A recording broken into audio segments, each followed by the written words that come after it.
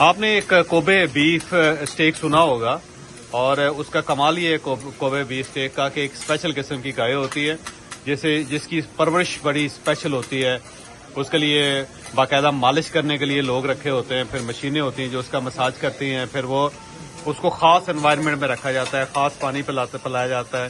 اور کچھ تو لوگ یہ بھی کہتے ہیں کہ انہیں پوری زندگی بیئر پلائی جاتی ہے. اب یہ الکولک بیئر ہوتی ہے، یہ نان الکولک، تو سب کا خیال یہ ہے کہ نان الکولک ہوتی ہے، کہ الکولک بیف جو بیئر ہے وہ نہیں پلائی جا سکتی گائے کو، اس سے تو وہ مدہوش ہو جائے گی، پاگل ہو جائے گی. تو اس کے بعد یہ بڑا ٹینڈر قسم کا گوشت اس کا بنتا ہے جسے کوبے بیف اسٹیک کہتے ہیں، اور یہ پوری دنیا میں سب سے مہنگا اور سب سے اچھا اسٹیک سمجھا جاتا ہے. تو ہم ایک اسٹیکس ہاؤس میں آئے ہیں اور اس کو ہم نے آرڈر دیا ہے، اور یہ اس نے اسٹیکس کاٹنے شروع کیے ہیں.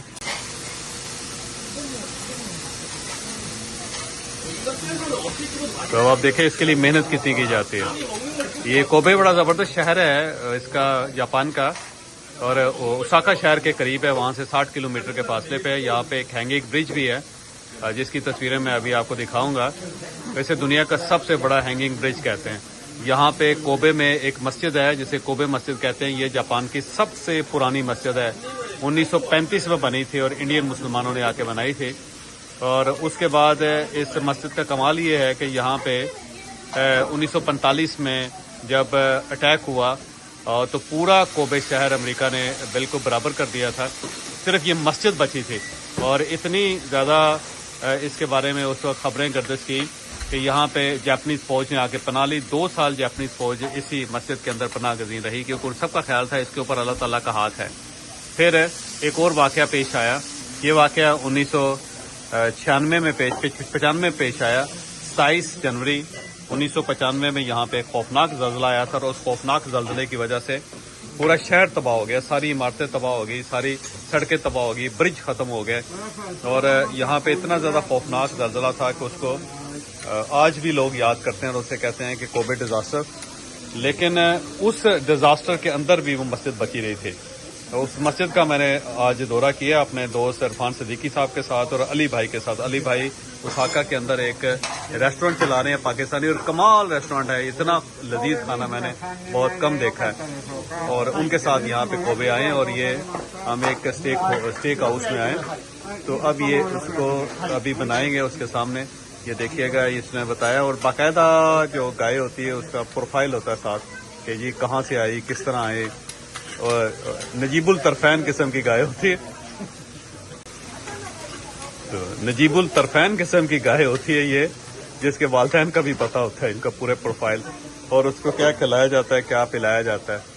اور اس کے بعد یہ دیکھیں اس کے اوپر نمک چھڑکا جا رہا ہے، یہ سالٹ. یہ ایک دوسری پیپر ہے، بلیک پیپر ہے وہ.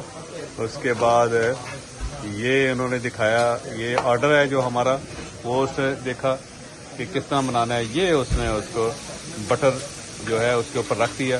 اب جو اس کا ٹینڈر کر کے دیں گے اس کو. یہ ویسے گوشت ٹینڈر ہی ہوتا ہے، نیچرلی ٹینڈر ہوتا ہے، روزانہ کی بنیاد پہ یہ آتے ہیں گوشت. اور یہ پوری دنیا میں جو ایلیٹس ہیں، یہ ورلڈ ایلیٹ ہے، وہ یہ اسٹیکس کھاتی ہے. سارے بادشاہوں کی ٹیبل پہ ہوتا ہے کوبے بیف. تو اب ہم اس وقت اپنے آپ کو بادشاہ محسوس کر رہے ہیں. یہ دیکھیں، یہ بادشاہ سلامت یہ بیٹھے ہوئے ہیں عرفان صدیقی صاحب، اور دوسرے بادشاہ سلامت جو ہیں علی بھائی بیٹھے ہوئے ہیں. یہ علی بھائی اس کو انجوائے کر رہے ہیں. کوبے بیف ہے جاپان کا. ہاں، یہ علی بھائی جو کہتے ہیں بیسٹ کوبے بیف ہے جاپان کا. اور یہ دیکھیں بالکل جاپنیز لگ رہے ہیں علی بھائی. علی بھائی کو ملٹی نیشنل ٹائپ قسم کی شخصیت ہیں. پاکستان کے اندر پیدا ہوئے، پھر اس کے بعد دبئی چلے گئے اپنی فیملی کے ساتھ، پھر یہ ٹورنٹو چلے گئے، پھر ٹورنٹو سے جاپان آ گئے. تو یہ مختلف ملکوں کے اندر گھومتے پھرتے یہاں پہ پہنچ گئے ہیں، اور یہاں پہ انہوں نے بڑا زبردست قسم کا ریسٹورینٹ بنایا ہوا ہے. تو کھانا تلاش کرتے کرتے ان کے ساتھ ملاقات ہوگی. وہ کہتے ہیں کہ نسیم میں صرف کھانا نہیں لکھا ہوتا، دوست بھی لکھے ہوتے ہیں. تو وہ جب کھانا کھایا تو اس کے بعد ان کے ساتھ دوستی بھی ہو گئی. تو یہ نصیب کا ہیر پھیر ہے. آج تیسرے دن ہوا ہے ان سے ملے ہوئے، لیکن اتنی دوستی ہوگی کہ کوبے ہم ان کے ساتھ آئے ہیں. اور یہ عرفان صدیقی صاحب جو ہے نا، یہ ہمارے بڑے پرانے دوست ہیں. میں ان کا فین ہوں. جنگ کے اندر ان کا کالم پڑھتا تھا، اور اس سے پھر میں نے ان سے رابطہ کیا، اور اس کے بعد پھر جاپان آیا ان سے ملاقات کرنے کے لیے. اب پھر جاپان آیا اور پھر جاپان آؤں گا.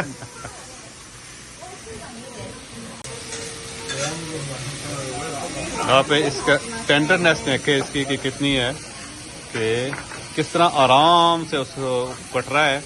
اور کوئی ہمارا جو گوشت ہوتا ہے وہ بھی بڑا ڈھیٹ ہوتا ہے. آپ نے اندازہ لگایا ہوگا کہ اسے پکاتے ہیں تو 4 دن پکانا پڑتا ہے. اس کی وجہ یہ ہے کہ ہمارے جو جانور ہوتے ہیں وہ بوڑھے بھی ہوتے ہیں اور بیمار بھی ہوتے ہیں.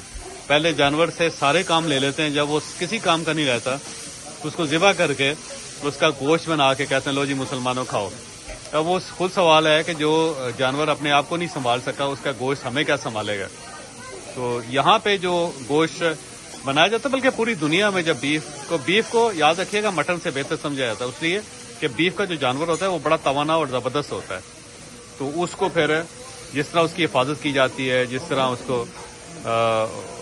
اس کی پرورش کی جاتی ہے، تو اس کے بعد پھر گوشت اسی طرح بنتا ہے کہ جب آپ اسے تھوڑا سا گرم کرتے ہیں تو فوری طور پہ وہ پک جاتا ہے.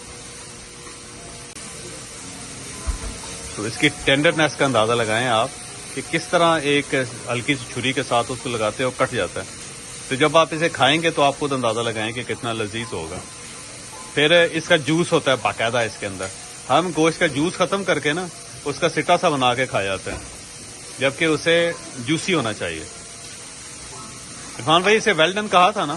جی جی جی جی ویل ڈن، کیونکہ یہ ویل ڈن ہونا چاہیے. ہم تو ذرا ہاف ڈن جو ہے نا وہ نہیں کھا سکتے. یہاں پہ تو کچا بھی کھا جاتے ہیں لوگ.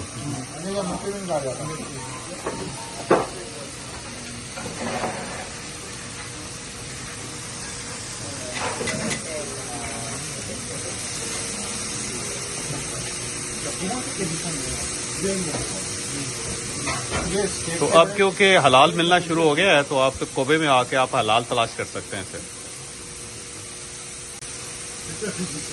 اور جہاں پہ کوبے اسٹیک حلال ملتا ہے اس کے اوپر حلال کی مہر لگی ہوتی ہے.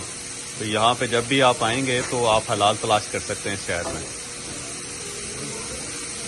اور طریقہ کار اس کا یہ ہے کہ وہ کوئی ایک گائے ذبح کرتے ہیں حلال طریقے سے، مسلمان طریقے سے، اور پھر اسے تمام ریسٹورانٹس کے اندر تھوڑا تھوڑا تقسیم کر دیتے ہیں. تو آپ ان کو حلال کہہ سکتے ہیں.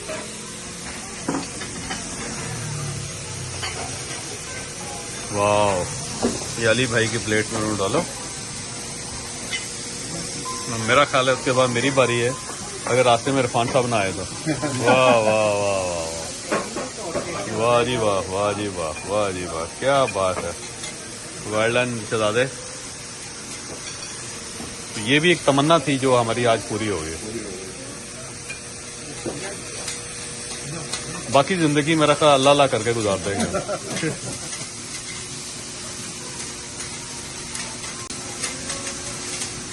یہ دیکھیں تینوں پارٹس میں سے تین مختلف پارٹس تھے گوشت کے. تینوں میں سے الگ الگ حصہ کر کے. یہ نہیں ہے کہ کوئی ایک جو سب سے اچھا حصہ ہے وہ ایک بندہ کھا جائے یا علی بھائی کھا جائیں. اس کے بجائے انہوں نے کہا کہ لو مسلمانوں تھوڑا تھوڑا جو ہے نا سب کو ملے گا. یہ ساتھ ہی گارلک ہے، گارلک کے ساتھ. Wow, well done brother, well done, well done. Brother جو ہے نا اپنا منہ چھپا کے پھر رہا اور وہ کہہ رہا ہے کہ چلو. اور یہ اب اس کو صاف کریں گے، صاف کریں گے. اب اس کی صفائی ہوگی. جی، تو ہم نے اس کی ٹیکنیک یہ بنا لی ہوئی ہے کہ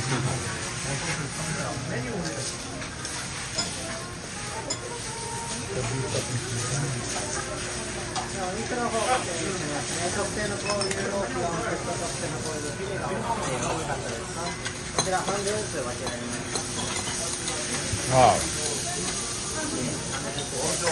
ایسا لگتا ہے جب برفی ہے. یقین کریں آپ، اتنا ٹینڈر میں نے زندگی میں ایسا گوشت نہیں کھایا. جو اسے چیک کریں تو منہ میں کھلنا شروع ہو جاتا ہے، کیونکہ برفی کی طرح محسوس ہوتا ہے.